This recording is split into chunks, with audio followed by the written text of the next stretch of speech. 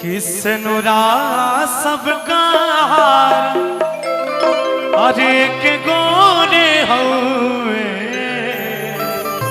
कि सिंदूर का रंग वो एक जैसा होता है, लेकिन पति समाज में संसार में सबके अलग अलग होते हैं। कैसे?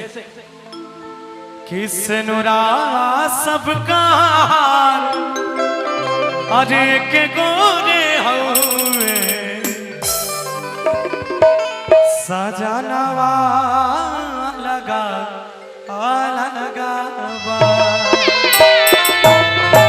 आइएगा।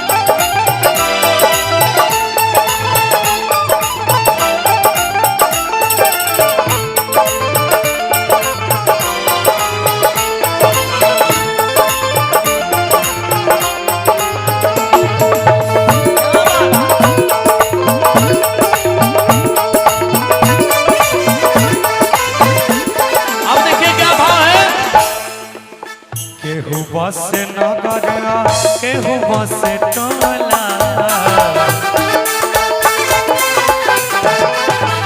सबके बियाह ही सिंदूर से बोला। क्या? केहू बस नगरा केहू बस टोला सब कर बियाह ही सिंदूर से होला। और इतना ही नहीं, भगिया सब कान एक गोरे हुए भगिया सब कान एक गोरे हुए कि भाग्य लेके धरती पे सब एक जैसा ही आता है, किसी का भाग्य कोई अलग नहीं होता है। लेकिन यहाँ पे क्या होता है कि भगिया सबका अरे के गोरे हुए। इसी धरती पे इतना ही बड़ा इंसान कोई चांद पे चला गया, तो कोई ऐसा है कि जिसको घर से भी बाहर निकलने की फुर्सत नहीं है, तो कहेंगे क्या कि करमवा अलगा अलगा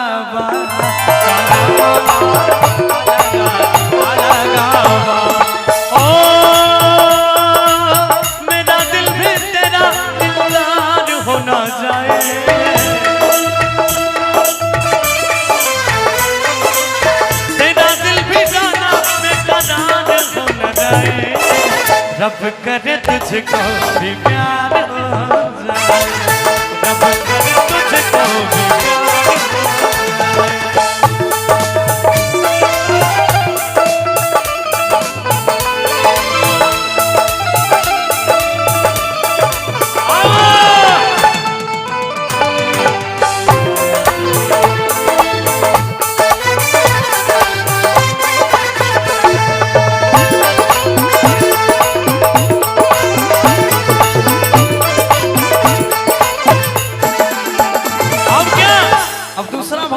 सर मरई में सूते केहू होके निर्भेदिया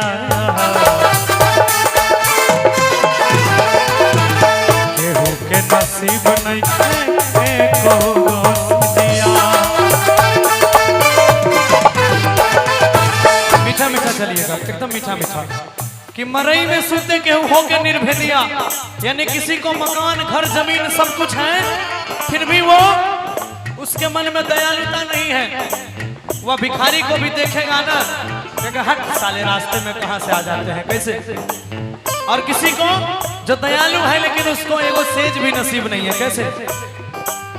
मरई में सूते के हो के निर्भेदिया,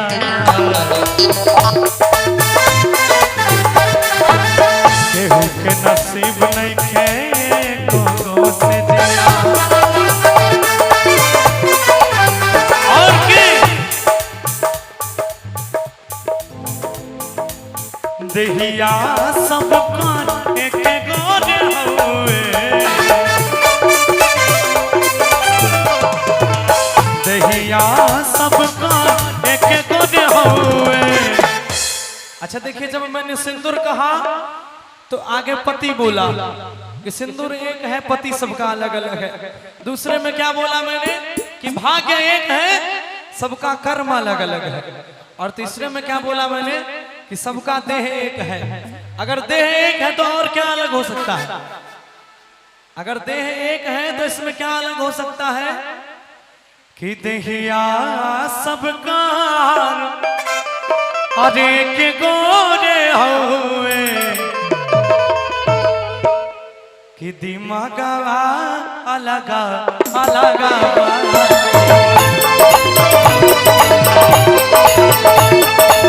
सिनुरा सबका एक